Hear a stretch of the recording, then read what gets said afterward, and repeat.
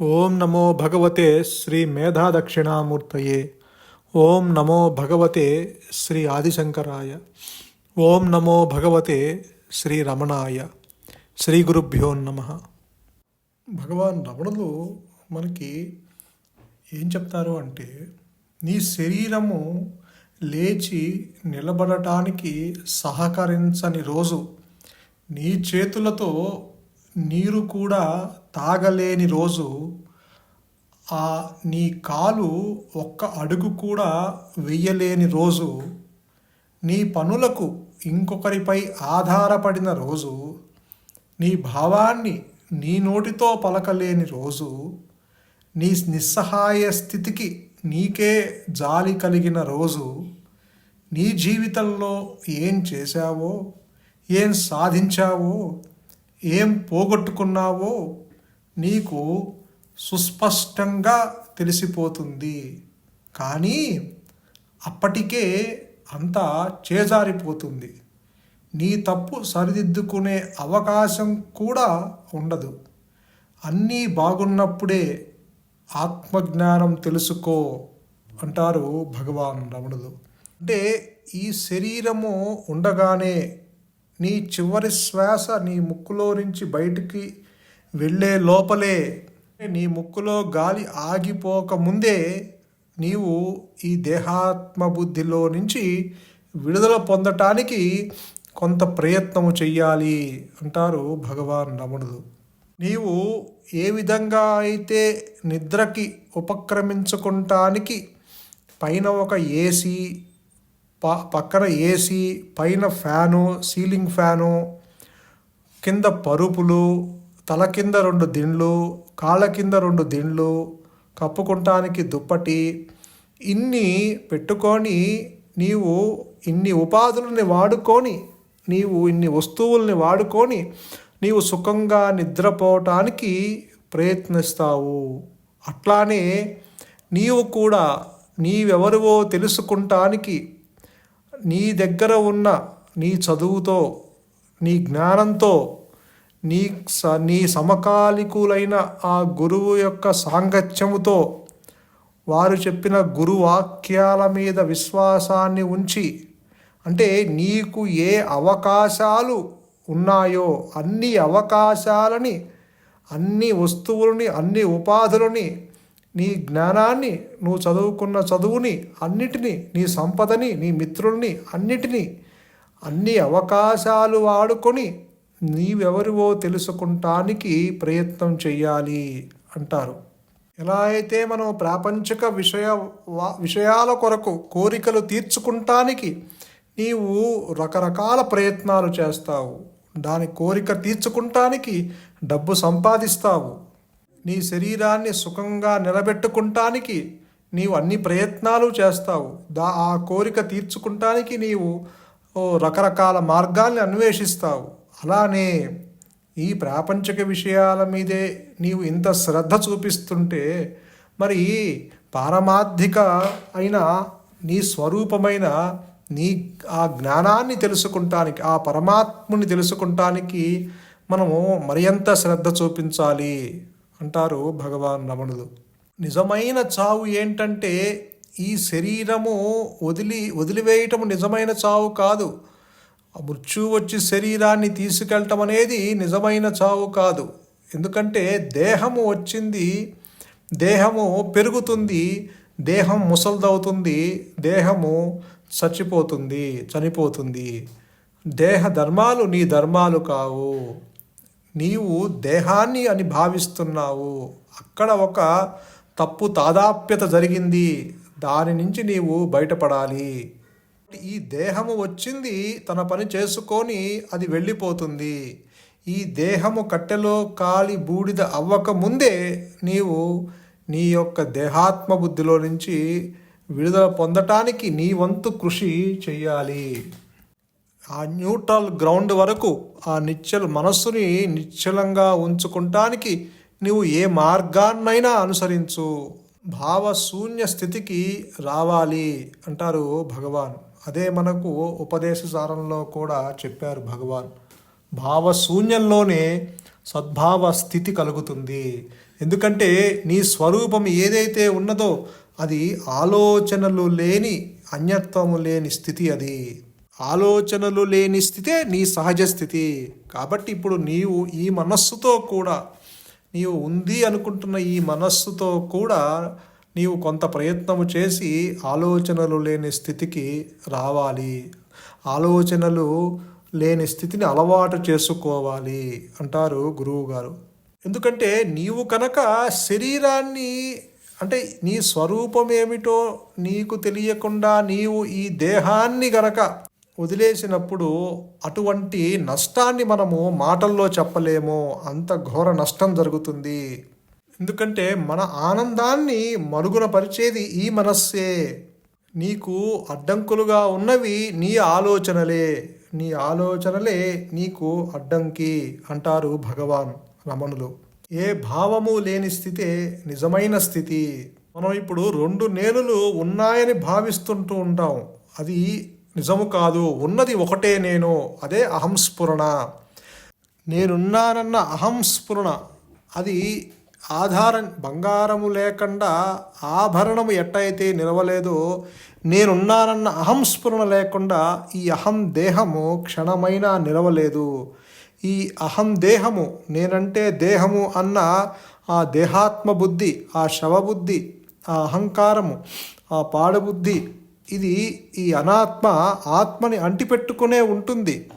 అని ఆత్మ ఏమిటో తెలియకుండా ఉంటుంది. నీ స్వరూపం ఏమిటో నీకు తెలియకుండా ఉంటుంది. దానికి కారణము కోరికలు, బంధాలు, వాసనలు, ఆలోచనలు, భేద దృష్టి, రాగము, ద్వేషము, ద్వయీభావము అన్నీ కలగలిపిన వ్యక్తిత్వము నీది. ఆ వ్యక్తిత్వాన్ని అది ఎప్పుడూ బాహ్యంగానే వెళ్తుంది. నీ మనస్సు ఎక్కడికి వెళ్తుంది? మహా అయితే బయటికి వెళ్తుంది, ప్రపంచంలోకే వెళ్తుంది. అది ఎప్పుడు అంతర్ముఖం అవ్వట్లా. అందుకని భగవాన్ అంటారు అంతర్ముఖం అవ్వాల్సిన అవసరం ఉంది. అంటే ప్రాపంచిక విషయాల నుంచి నీ మనస్సుని వెనక్కు మరల్చు. నీవు ఇంట్లో ఉంటే బయట ఏం జరుగుతుందో నీకు తెలియదు. అదే నీవు బయటకు వెళ్తే నీవు ఇంట్లో ఏం జరుగుతుందో నీకు తెలియదు. అలాగే నీవు ప్రపంచంలోకి వెళ్తే నీవు ఎప్పుడు అంతర్ముఖం కాలేవు. నీ హృదయంలో ఉన్న పరమాత్మ నీకు గోచరించిన నీవు దాన్ని తెలుసుకోలేని స్థితిలో ఉంటావు. ఇప్పుడు కూడా తన మనస్సుని తను చంపుకోవాలని అనుకోదు. ఈ మనస్సు తన కన్నుని తాను పొడుచుకోదు కదా. అలాగే తనని తాను నాశనం చేసుకోలేదు ఈ మనస్సు. అమ్మో, ఈ మనస్సు, ఈ వ్యక్తిత్వం పోతే మరి నా భార్య, పిల్లలు, నా సంసారము, ఈ ఉద్యోగము, వీళ్ళ పెళ్ళిళ్ళు, వీళ్ళ ఉద్యోగాలు, ఇవన్నీ నా తల్లిదండ్రులు, వీళ్ళందరినీ ఎవరు పోషిస్తారు అన్న భావన కలిగి ఉంటుంది ఈ మనస్సు. స్వరూప జ్ఞానంలో నీ వ్యక్తిత్వము ఉండదు. ఇక నీ వ్యక్తిత్వం మిగలదు. ఇక నువ్వనేవాడివి ఉండవు అని చెప్తే ఈ మనస్సు భయపడిపోతుంది, అంగీకరించదు. మరి నేను పోతే ఎలా? ఈ సంసారాన్ని ఎవరు చూస్తారు? వీళ్ళందరినీ ఎవరు పోషిస్తారు అని భావన కలిగి ఉంటుంది ఈ మనస్సు. అందుకని ఎప్పుడూ అంతర్ముఖం అవ్వదు. అందుకు ఆత్మ వేరు, అహంకారము వేరు అన్న భావన కలిగి ఉంటుంది. అంటే ఆత్మ నాకు విడిగా ఉంది, నేను దాన్ని తెలుసుకోవాలేమో. అంటే ఇంతవరకు నీకు జన్మల నుంచి నువ్వు తెచ్చుకున్న ఆ సంస్కారాల వల్ల, ఆ వాసనల వల్ల, ఆ కోరికలు, ఆ రాగద్వేషాలు, బంధాలు, నీ వ్యక్తిత్వము, ఇవన్నీ కలగలిపిన ఆ అనుభవము ఏం చెప్తుంది? ఎంతసేపటికి భగవంతుడు నీకు విడిగా ఉన్నాడనే అనుకుంటుంది, నీకు ఇతరులు ఉన్నారనే అనుకుంటుంది.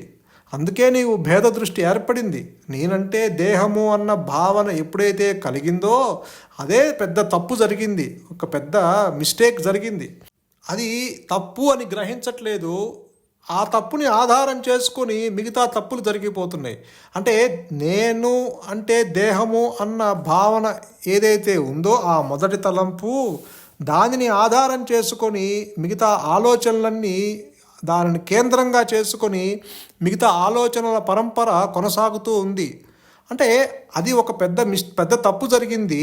ఆ తప్పు నుంచి, అది తప్పు అని గ్రహించి దాని నుంచి బయటపడాల్సింది పోయి నీవు ఆలోచనల్ని స్మరిస్తూ, అంటే దాన్ని కేంద్రంగా చేసుకుని వస్తున్న ఆలోచనలు కూడా నీవు స్మరిస్తూ ఉన్నావు, అది సత్యం అనుకుంటున్నావు. అందుకని మిగతా తప్పులు జరిగిపోతున్నాయి నీకు తెలియకుండానే. కాబట్టి అందుకే భగవాన్ విచారణ చేయమంటున్నారు. అసలు ఈ మనస్సు నిజస్వరూపం ఏమిటి, అది అన్వేషిస్తే కనుక నీకు కొంత అవగాహన వస్తుంది. అది నీకు చిక్కదు, ఎందుకంటే అక్కడ మనస్సు అనేది లేదు. అందుకని ఈ మనస్సు రెండు నేనులు ఉన్నాయని అనుకుంటూ ఉంటుంది, అది కుదరదు. ఆత్మ నేను, అహంకారం నేను అంటూ ఉండదు, ఉన్నది ఒకటే నేను, అదే అహంస్ఫురణ. కాబట్టి నీవు ఇక్కడ విచారణ చేయటం అంటే ఇదంతా అసత్యమని గ్రహించు చాలు. ఈ పొద్దున్న లేచిన దగ్గర నుంచి రాత్రి పడుకునే వరకు ఇదంతా అసత్యము అని గ్రహించు. ఎందుకంటే సత్యమైతే అది మారకుండా అన్ని అవస్థల్లోనూ ఒకే రకంగా ఉండాలి. కానీ మనస్సు అలా ఉండట్లేదు. నేను మనస్సునో దేహాన్నో అనుకుంటూ ఉన్నావు, ఆ రెండు మారుతూ ఉంటాయి, అవి అనిత్యము కూడాను. కానీ మార్పు లేని నిత్యానివి నువ్వు తెలుసుకోవాల్సింది అదే అంటారు భగవాన్ రమణులు. కాబట్టి మనస్సు లేస్తే ప్రపంచము లేస్తుంది, జీవుడు లేస్తాడు, ఈశ్వరుడు లేస్తాడు. అంటే నేను అన్న భావన ఎప్పుడైతే నీకు కలిగిందో జీవ జగత్ ఈశ్వరులు కూడా వాళ్ళు కూడా లేస్తారు. నేను పుడితే సకలము పుడుతుంది, నేను కనుక అణిగిపోతే సకలము అణిగిపోతుంది. కాబట్టి మనస్సు అణిగితే ప్రపంచము అణిగిపోతుంది. అంతటికీ మూల కారణము ఈ మనస్సే. అది అణిగితే అనుగ్రహం చేత సహజస్థితి ప్రకటితమవుతుంది. ఆత్మ ఎప్పుడు అహం అహం నేను నేను అంటూనే ఉంది. అది స్వయం ప్రకాశము, అది ఇక్కడే ఉంది. ఇదంతా అదే, మనం దానిలోనే ఉన్నాము. అందులోనే ఉంటూ దానికోసం వెతకటం దేనికి? దృష్టిని జ్ఞానంలో నిమగ్నం చేస్తే ప్రపంచమంతా బ్రహ్మంగా గోచరిస్తుందని మనకి చెప్తారు భగవాన్. అదే అంటారు భగవాన్, ఆత్మ ఎక్కడుంది అని వెతుక్కుంటూ తిరుగుతూ ఉంటారు. జ్ఞాన దృష్టి వచ్చే వరకు అట్లాగే తిరుగుతాం. అంటే ఈ దేహాత్మ బుద్ధి ఉన్నంత వరకు, ఈ జీవుడు అజ్ఞానంలో ఉన్నంత వరకు, ఈ ఇగ్నోరెన్స్ ఉన్నంత వరకు, అంటే ఆ దేహాత్మ బుద్ధిలో నుంచి విడుదల పొందనంత వరకు వీడు ఆత్మని విడిగా ఉందని వెతుకుతూ ఉంటాడు. తన స్వరూపం అది అని తనకి తెలియదు. ఆ మొదటి ఆలోచన నేనంటే దేహము అన్న మూల తలంపులో నుంచి విడుదల పొందనంత వరకు వీడికి జననము మరణము దుఃఖము బంధము అన్నీ తప్పవు. ఇంకా వాటిలో నుంచి బయటపడలేడు, అవే సత్యం అనుకుంటూ ఉంటాడు ప్రతి జన్మలోనూ. అందుకని భగవాన్ మనకి చెప్తున్నారు, నీ శరీరంలో ఆ శక్తి పోకముందే, నీకు అన్నీ బాగున్నప్పుడే నీవు ఎంతైనా ఆ జ్ఞానాన్ని తెలుసుకోవటం కోసం ఎంతైనా నీవు విచారణ చెయ్యాలి అని మనకి చెప్తున్నారు. కాబట్టి అందుకని భగవాన్ మనకి అంతర్ముఖం అవ్వు అంటున్నారు. ఇప్పుడు మీరు పూజ గదిలో ఆ దీపం వెలిగించారనుకోండి, ఆ దీపాన్ని ఒక పక్కన ఉన్న కిటికీలో నుంచి ఆ గాలి వచ్చి ఆ దీపాన్ని కదిలిస్తూ ఉంది. అది నిశ్చల స్థితికి రావట్లేదు, ఆ దీపము అది కదులుతూ ఉన్నది. మీరేం చేశారు, ఆ గదిలో ఉన్న కిటికీని మూసేశారు. అది వెంటనే ఆ దీపము నిశ్చల స్థితికి వచ్చేసింది, ఎటువంటి కదలికలు లేని స్థితికి వచ్చేసింది. అలానే మీరు కూడా మీ మనస్సు అనే కిటికీని మూసేస్తే, మీ ఆలోచనలు బయటికి వెళ్ళకుండా, బాహ్యంలోకి వెళ్ళకుండా, మీరు కనుక ఆ ఆలోచనలు లేని స్థితిని, ఆ భావశూన్య స్థితిని అలవాటు చేసుకుంటే, అంటే నీ మనస్సులో ఎటువంటి కదలికలు లేకుండా, ఎటువంటి ప్రయత్నం లేకుండా నీవు గనక అక్కడ నిలబడగలిగితే, అంటే ఆ కిటికీని ఇక్కడ ఎట్టయితే ఆ పూజ గదిలో కిటికీని మూసేశారో అక్కడ కూడా మీ బాహ్య విషయాల జోలికి వెళ్ళకుండా, ప్రాపంచ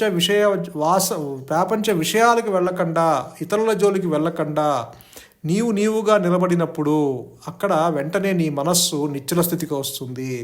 ఎందుకంటే ఆలోచనలు లేని స్థితి నీ సహజ స్థితి. కాబట్టి వెంటనే అది నిశ్చల స్థితికి వస్తుంది. ఇప్పుడు సూర్యుడు ముందు మీరు ఏదన్నా అద్దం పెట్టారనుకోండి, ఆ అద్దము ఎటువంటి ప్రయత్నం చేయదు సూర్యుడిని ఆకర్షించటానికి.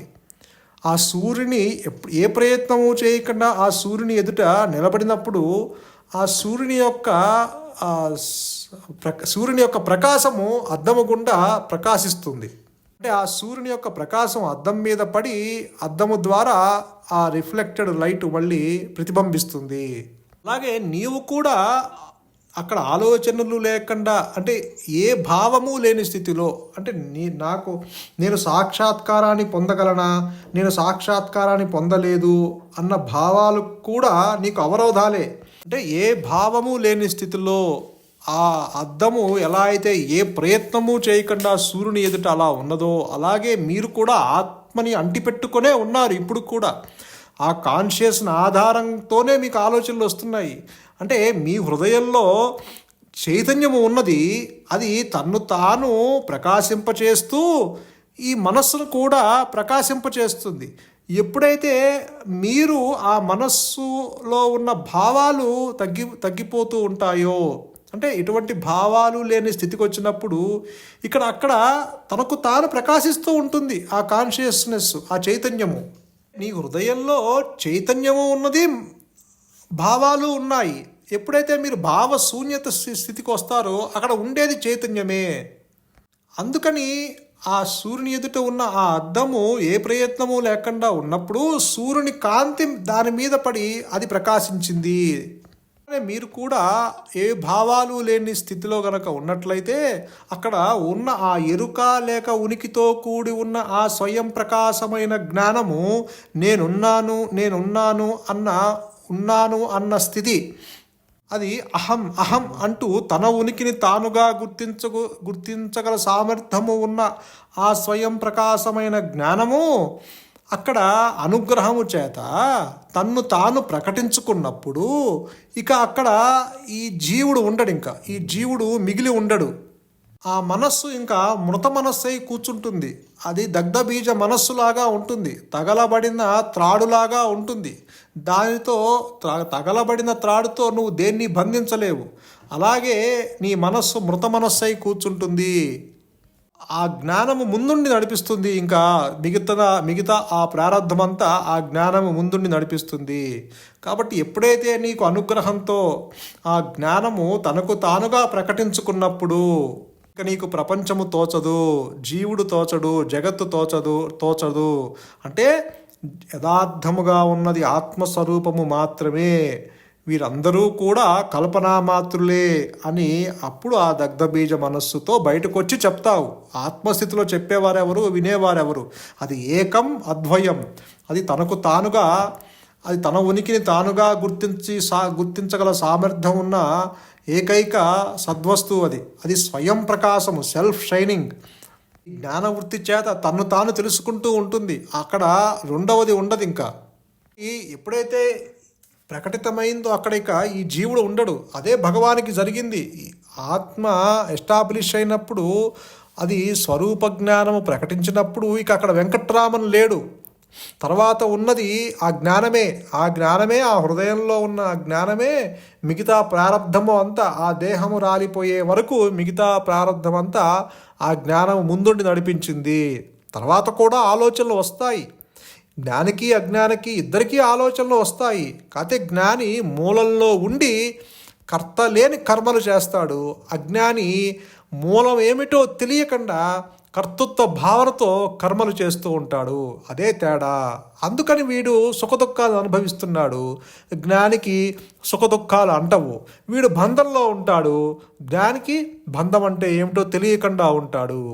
కాబట్టి జ్ఞానికి అహంకారము ఉండదు, కాబట్టి అవి బాధించవు. ప్రారబ్ధం ప్రకారము ఏదైతే అనుభవించాలో అది జ్ఞానికి అజ్ఞానికి సమానంగా ఉంటాయి. అజ్ఞాని కోరికల వెంబడి పరిగెడుతూ ఉంటాడు. మళ్ళీ కావాలి, మళ్ళీ తినాలి, మళ్ళీ తిరగాలి, మళ్ళీ సుఖపడాలి, ఇలా మళ్ళీ అంటూ వాటి వెంబడి పరిగెడుతూ ఉంటాడు. జ్ఞాని మూలంలో ఉంటాడు. అంటే ఎప్పుడూ ఆత్మస్థితిలోనే ఉంటాడు. కాబట్టి ఈ దేహానికి ఏం జరిగినా, ఏది తిన్నా, ఎక్కడికి వెళ్ళినా దాని గురించిన ఆలోచన ఉండదు. ఎప్పుడైతే ఈ అహంకారం ఉండదో, ప్రారబ్ధము, వాసనలు, దేహం అన్నీ ఉంటాయి, కానీ వాటి వల్ల బాధింపబడడు. అంటే ఇప్పుడు బ్యాంకులో మీకు క్యాష్ ఉంటుంది, కానీ వాటిని తీసుకునేవాడు ఉండడు అక్కడ. అలాగే వాసనలు ఉన్నా వాటిని అనుభవించేవాడు ఉండడు. ఎప్పుడైతే దేహం రాలిపోతుందో అప్పుడు వాసనలు, కర్మలు, చావు పుట్టుకలు, జన్మలు, పునర్జన్మలు అన్నీ నశిస్తాయి. కాబట్టి ఒక జ్ఞాని స్థితి మరొక జ్ఞాని మాత్రమే అర్థం చేసుకోగలడు. ఇటు నుంచి మనం ఈ ద్వైతంలో నుంచి చూస్తే జ్ఞాని కూడా కర్మలు చేస్తున్నట్టు ఉంటుంది. జ్ఞాని కూడా ఇదేంటి మనలాగా మాట్లాడుతున్నారు, మనలాగా తింటున్నారు, తిరుగుతున్నారు అన్న భావన మనం కలిగి ఉంటాం. కానీ జ్ఞాని స్థితిని మనము అర్థం చేసుకోలేము. అసలు నీకు ఉనికి లేనివాడివి, నీకు వ్యక్తిత్వం లేనివాడివి. నీకు లేనిది ఒక పరిమితమైన జ్ఞానము, ఒక సాపేక్ష జ్ఞానము. ఆ జ్ఞానాన్ని ఎట్లా తెలుసుకోగలదు? ఆ పరిపూర్ణమైన, అనంతమైన, అఖండంగా వ్యాపించి ఉన్న, ఆ ఘనాతి ఘనంగా ఈ సృష్టికి ఆధారంగా ఉన్న అటువంటి ఆ జ్ఞానము, ఇది ఈ ఉనికి లేనిది, వ్యక్తిత్వం లేనిది, తన్ను తాను తెలుసుకోలేనిది, ఒక దిక్కులేని మనస్సు ఆ జ్ఞానాన్ని ఎలా తెలుసుకోగలదు? తెలుసుకోలేదు. ఈ ఇంద్రియాలతో తెలుసుకుంటుందా? నీ కంటితో కానీ నువ్వు అన్నిటినీ చూస్తున్నట్టు ఆ జ్ఞానాన్ని తెలుసుకోగలవా? తెలుసుకోలేవు. అది కంటికి కన్నైనది, నువ్వు చూడటానికి కారణమైంది అది. ఒక యజమాని తన చేతితో పట్టకారని పట్టుకున్నాడు. ఆ పట్టకారని పట్టుకొని అన్ని పనులు చేస్తున్నాడు. అంటే ఆ వేడి గింజని పట్టుకుంటున్నాడు, చల్లని గింజని పట్టుకుంటున్నాడు ఆ పట్టకారతో. కానీ పట్టకార ఎప్పుడైనా తన యజమాని ఎవరో అని తెలుసుకోగలదా? తెలుసుకోలేదు. తను ఎవరు పట్టుకున్నారు అన్న జ్ఞానము కూడా ఉండదు. నిజంగా ఇప్పుడున్న ఇప్పుడు మనస్సు ఏదైతే నేను ఉంది అనుకుంటున్నావో, ఈ మనస్సు ఉనికి లేనిది, అంటే స్వయం ప్రకాశము లేనిది, తన ఉనికిని తానుగా గుర్తించలేని సామర్థ్యం లేకుండా ఉన్నది. ఇది తన మూలమేమిటో తనకి తెలియకుండా ఉన్నది. అటువంటి మనస్సు ఆత్మ మీద ఆధారపడి ఉన్నది. అది ఒక పనిముట్టైనా సరే ఇది గ్రహించదు. నేనంటే కర్తని అనుకుంటుంది, నేనంటే దేహాన్ని అన్న భావన కలిగి ఉంటుంది, నాకొక వ్యక్తిత్వము ఉంది అనుకుంటుంది, నేను ఫలానా అని అనుకుంటుంది, నేను ఫలానా జాతికి చెందినవాడిని, నేను ఫలానా ప్రాంతానికి చెందినవాడిని, నేను ఫలానా మతానికి చెందినవాడిని, నేను ఫలానా దేశానికి చెందినవాడిని. ఇలా అన్నిటినీ ఫలానా అన్న భావిస్తూ ఉంటుంది. ఆ నేను పక్కన ఈ ఫలానా అనే భావాన్ని జోడిస్తూ ఉంటుంది. ఇక అది తెలుసుకోలేదు, అది తెలుసుకోలేని స్థితిలో ఉంటుంది అది. ఎందుకంటే ఎంతసేపటికి ఇది వ్యక్తిత్వము ఉంది అనుకుంటుంది, ఎంతసేపటికి దానికి రెస్ట్లెస్ అలవాటైపోయింది. ఆ మనస్సుకి ఎంతసేపటికి రెస్ట్లెస్నెస్ ఉంటుంది, ఎప్పుడూ కదులుతూనే ఉంటుంది, చలిస్తూనే ఉంటుంది. అది స్థిరత్వానికి రాదు, ఎప్పుడు బయటికి వెళ్తూనే ఉంటుంది, ప్రపంచంలోకి తొంగి చూస్తూనే ఉంటుంది, ఎప్పుడు అంతర్ముఖం కాదు. ఎందుకంటే దానికి అది అలవాటైపోయింది, బై బర్త్ అది అలవాటైపోయింది. ఆ అహంకారానికి ఎంతసేపటికి వాసనలు, కోరికలు, బంధాలు, రాగద్వేషాలు ఇవన్నీ అంటిపెట్టుకొని అది ఎంతసేపటికి ప్రపంచంలోకే వెళ్తుంది తప్ప తన్ను తాను తెలుసుకునే సామర్థ్యము దీనికి ఉండదు. అందుకని తన స్వరూపం ఆత్మ అయినా అది తెలుసుకోలేని స్థితిలో ఉంటుంది. ఎందుకంటే దానికి ఉనికి లేదు, అసలు ఎగ్జిస్టెన్స్ లేదు. అందుకని కదా భగవాన్ చెప్తున్నారు, అసలు మనస్సు అనేదే లేదు నాయనా, అసలు ఆది నుంచి అహంకారము తృణీకరించబడ్డది, అసలు ఈ మనస్సు అనేదే పుట్టనే లేదు. ఇక్కడ నువ్వు ఉంది అనుకుంటున్నావు కాబట్టి నువ్వు రాగద్వేషాలు ఉన్నాయి అనుకుంటున్నావు, సుఖదుఖాలు అనుభవిస్తున్నాను అని అనుకుంటున్నావు, అక్కడ ద్వైభావము ఉంది అని అనుకుంటున్నావు, నీకు ఇతరులు ఉన్నారు అని అనుకుంటున్నావు, నీకు ప్రపంచము విడిగా ఉంది అని అనుకుంటున్నావు, నాకు భగవంతుడు విడిగా ఉన్నాడు అని అనుకుంటున్నావు, నేను ఫలానా అన్న భావము కలిగి ఉన్నావు అని అనుకుంటున్నావు. కాబట్టి ఇవన్నీ అనుకుంటూ ఉంటుంది. ఎవరు? ఈ నేను. అది అంటే కల్పించుకుంటుంది, తన మనస్సులో ఉన్నది కల్పించుకుంటూ ఉంటుంది. అవేమీ రియల్ కావు, అవి తాత్కాలికంగా సత్యం అనిపించినా అవేమీ శాశ్వతమైన సత్యము కాదు. ఆ తాత్కాలిక సత్యము ఆ పర్మనెంట్ సత్యాన్ని తెలుసుకోలేదు. ఒక టెంపరీ ట్రూత్ ఒక పర్మనెంట్ ట్రూత్ను ఎప్పటికీ తెలుసుకోలేదు. అందుకని ఇది లేనిది ఉన్నట్లుగా భ్రమని కలగజేస్తుంది. ఇప్పుడు గొడ్రాలి బిడ్డ అని అన్నామనుకో, గొడ్రాలికి బిడ్డ ఉన్నట్ట లేదు కదా, మాటకే అట్ట చెప్తాము, ఓ బిడ్డ ఉన్నాడేమో అని అనుకుంటూ ఉంటుంది, నిజంగా బిడ్డ లేడు అక్కడ. కుందేటి కొమ్ములు అంటాం, నిజంగా కుందేటికి కొమ్ములు ఉన్నాయా? లేదు. ఆ మాటలు అలా చెప్తాము. అలానే నాకు వ్యక్తిత్వము ఉంది అంటుంది, నిజంగా వ్యక్తిత్వము ఉందా? లేదు. అంటే లేనిది ఊహించుకుంటూ ఉంటుంది ఈ మనస్సు. కాబట్టి అందుకని భగవాను అన్వేషణ చేయమంటున్నారు. ఆత్మని అన్వేషణ చేయటం కాదు, ఆత్మని ఎవరు అన్వేషణ చేయలేరు. అందుకే ఏమంటారు భగవాను, నాయనా నీవు ఆత్మని గురించి తెలుసుకోవాల్సిన అవసరం లేదు, నీవు ఆత్మ గురించి చింతించాల్సిన అవసరం లేదు, నీవు ఆత్మ గురించి ఆలోచించాల్సిన అవసరం లేదు. అది నీ స్వరూపమై ఉంది, అది నీవై ఉన్నావు. కాబట్టి నీవు దాని గురించి నువ్వు తెలుసుకోలేవు కూడా. అది తనకు తానుగా తెలియబడుతుందే తప్ప నీ అంతట నీవు తెలుసుకోలేవు నాయనా. కాబట్టి ఇక్కడ నువ్వు చేయాల్సిందేంటి, అనాత్మ అన్వేషణ. అంటే ఈ అహంకారము ఉన్నదా, అది నిజంగా పుట్టిందా, అది నిజంగా ఉద్భవించిందా అన్నది విచారణ చెయ్యి అంటారు భగవాన్. కాబట్టి ఆ విచారణకి నీకు సహకరించేది ఏంటి, తీవ్ర వైరాగ్యము కలిగి ఉండాలి. ఇదంతా అసత్యమని గ్రహించాలి.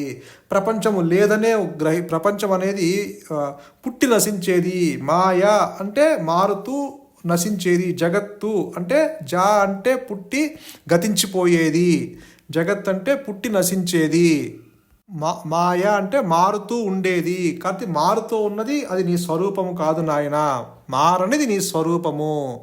అటువంటి స్వరూపానికి వాక్కుకి కానీ భావానికి కానీ, అంటే మాటలకి కానీ భావానికి కానీ అది అందదు. అది అతీతమైన స్థితి. అదే మౌనం అంటే. అసలు మౌనం అంటే ఏంటి, మౌనమే శరణ్యం. అంటే నీ స్వరూపానికి నువ్వు శరణు వేడుతున్నావు. ఇక్కడ మౌనము అంటే మాటలు లేకుండా ఉండటం కాదు, ఎరుకతో కూడి ఆలోచనలు లేక, అన్యత్వము లేక, ఘనాతి ఘనంగా చావు లేక, పుట్టుక లేక, రెండవది లేక, నేనున్నాను అంటూ తన్ను తాను తెలుసుకుంటూ ఉన్న అది ఏకైక సద్వస్తువు. అదే ఆత్మస్థితి, అదే ఆత్మజ్ఞానము, అదే మౌనము. కాబట్టి ఇక్కడ మౌనమే శరణ్యము. అంటే నీ స్వరూపానికి నీవు శరణు వేడుతున్నావు. భగవాన్ కూడా అదే చెప్తారు, నీవు నిరాకారమైన ఆ ఆత్మకే నీవు శరణు వేడాలి, నీకు అంతకు మించి వేరే మార్గము లేదు. ఎందుకంటే ఇక్కడ ఆ మనస్సు ఏమనుకుంటుంది, ఈ మనస్సు, ఈ అహంకారము ఒక ఆకారాన్ని ధరించినట్టుగా ఉంటుంది. కాబట్టి దానికి ఎంతసేపటికి ఆకారమే కావాలి. అందుకని ఈ నిరాకారాన్ని తెలుసుకోలేదు, అసలు ఆ నిరాకారం ఉందని కూడా ఊహించలేదు. అయినా సరే నీ లోపల ఉన్న ఆ గురువే, ఆ మౌనమే, ఆ ఆత్మే నీకు గురువై ఉన్నాడు. కాబట్టి నీ లోపల ఉన్న గురువుకే నీవు శరణు చెందు, నీ లోపల ఉన్న ఆ మహా మౌనానికే శరణు చెందు. ఆ మౌనమే ఆత్మ, అదే భగవంతుడన్నా, ఆ మౌనమన్నా ఆత్మన్నా అంతా ఒక్కటే. కాబట్టి ఇక్కడ నీకు ఉనికి లేదు, నాకంటూ ఒక వ్యక్తిత్వము లేదు, నాకు నువ్వే దిక్కు, నా స్వరూపమే నాకు దిక్కు అన్న భావంలో ఉండాలి ప్రతి నిమిషము. నాకంటూ ఏ ప్రయత్నము లేదు, ఆ జ్ఞానము ఎటు నడిపిస్తే అటు వెళ్ళటమే. అది ఇది ఇచ్చినా సరే ఇవ్వకపోయినా సరే అది ఈశ్వర ప్రసాదంగా స్వీకరిస్తూ ముందుకు వెళ్ళటం తప్ప నీకు వేరే మార్గము లేదు. ఈ సృష్టికి ఆధారమై ఉంది ఆత్మ. ఈ సృష్టిలో ఉన్న అన్నిటినీ గమ్యాన్ని చేరుస్తుంది, నిన్ను కూడా నీ గమ్యానికి చేరుస్తుంది. కాబట్టి ఇదంతా అసత్యమని గ్రహించి నాకంటూ ఉనికి లేదు, నాకంటూ వ్యక్తిత్వం లేదు అని ఆ ఆత్మ ముందు గనక నీవు ఆ మనస్సు ఇప్పుడు ఏదైతే ఉంది అనుకుంటున్నావో, ఈ మనస్సు ఏ ఆలోచనలు లేకుండా, ఏ సంకల్పాలు లేకుండా, ఏ ప్రయత్నము లేకుండా ఇక అంతా నీ ఇష్టము, నువ్వు ఎటు నడిపిస్తే అటు నడుస్తాను అన్న భావంలో ఉన్నట్లయితే ఖచ్చితంగా the self that does everything అంటారు భగవాన్ రమణులు. అదే గురువు గారు కూడా చెప్తూ ఉంటారు, ఆత్మ ఆధారంతోనే అన్నీ నడిపించబడుతున్నాయి. కాబట్టి నీలో మార్పు తీసుకువచ్చి అక్కడ అనుగ్రహాన్ని కురిపించి అక్కడ తన స్వరూపాన్ని నీ స్వరూపంగా ప్రకటింపచేస్తుంది. ఇక్కడ అనుగ్రహం అనేది కూడా బయట నుంచి రాదు అంటారు భగవాన్. అది బయట నుంచి వస్తే అది నిలబడదు. అనుగ్రహము అది నీ లోపలే ఉన్నది, అది పొంగి పొరలుతూ ఉంది, నీ హృదయంలో ఉన్నది ఆ అనుగ్రహము. ఇక్కడ అనుగ్రహము ఆత్మ వ్యక్తమైంది అంటే అనుగ్రహం వ్యక్తమైనట్టే. అనుగ్రహము ఎప్పుడూ ఉంది, ఇప్పుడు ఉంది, ఎప్పుడూ ఉంటుంది, అది ఎల్లప్పుడూ ఉండేదే, అది అసలు ఉన్నదే అనుగ్రహము.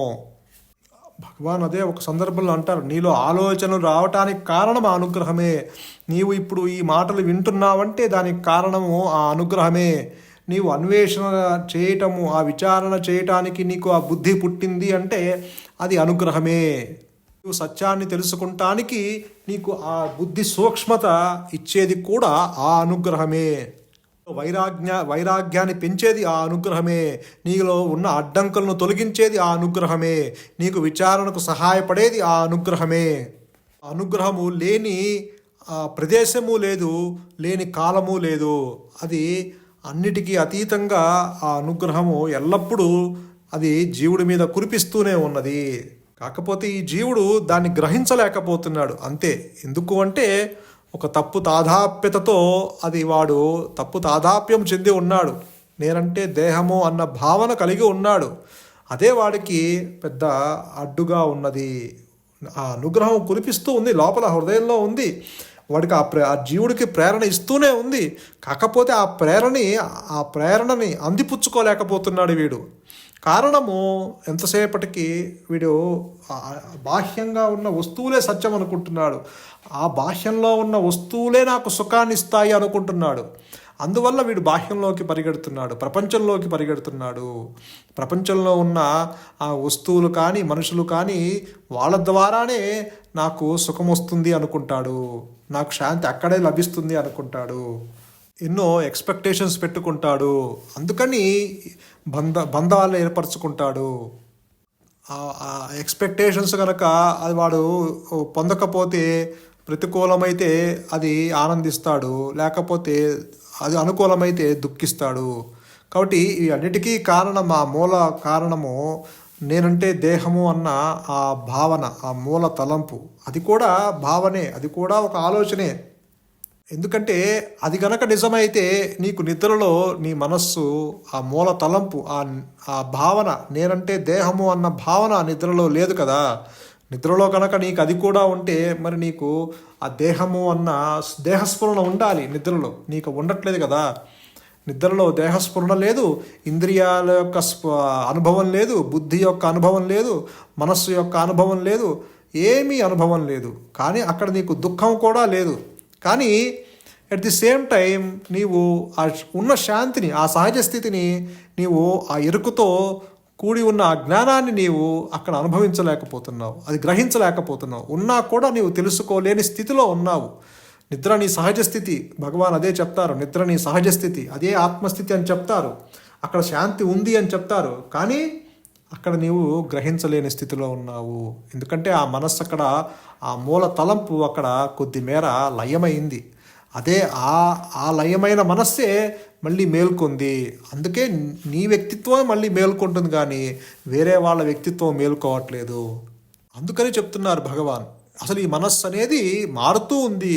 మారేది సత్యము కాదు నాయన, మారనిది సత్యము. అలా తాత్కాలికంగా నీకు సత్యం అనిపించినా అది నిజము కాదు, దాన్ని నమ్మవద్దు.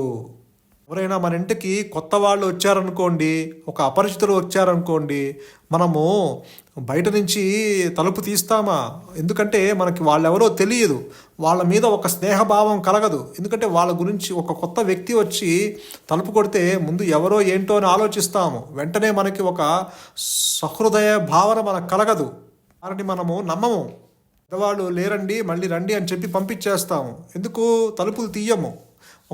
ఎందుకంటే వాళ్ళని మనము నమ్మకము రాదు, వాళ్ళ మీద ఆ సహృదమైన భావం రాదు. అలాగే ఈ ప్రపంచము కూడా ఒక కొత్త వ్యక్తి లాంటిది, దానిని మనం నమ్మకూడదు. భగవాన్ ఏం చెప్తారంటే, నీవు ప్రపంచము ఒక కుక్కతో ఒక వంకర లాంటిది, నీవు దాన్ని బాగు చేయలేవు, దానిని నమ్మవద్దు, దాని జోలికి వెళ్ళవద్దు.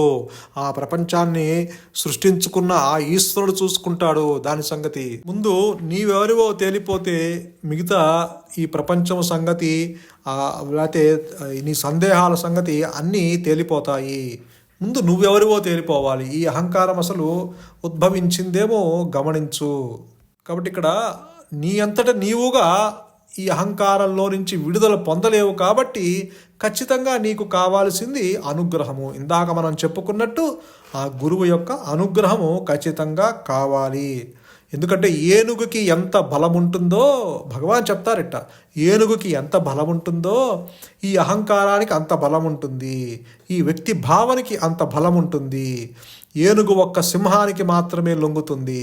అలాగే ఈ అహంకారం తగ్గించుకోవటానికి, ఈ వ్యక్తి భావం తగ్గించుకోవటానికి, ఈ శవబుద్ధిని తగ్గించుకుంటానికి, ఈ దేహాభిమానం తగ్గించుకుంటానికి, ఈ దేహబుద్ధిని మూలంతో సహా పెకిలించటానికి ఎన్ని ప్రయత్నములు చేసినా, నీవు ఎన్ని ప్రయత్నములు చేసినా గురువు అనుగ్రహము లేకుండా, ఆత్మ అనుగ్రహము లేకుండా ఈ అహంభావము నశించదు నశించదు నశించదు.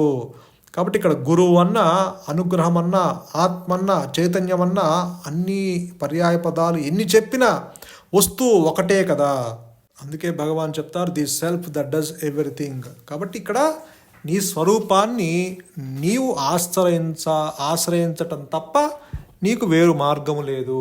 అంటే ఇక్కడ నీ లోపల ఉన్న ఆత్మే నీకు గురువుగా ఉన్నాడు.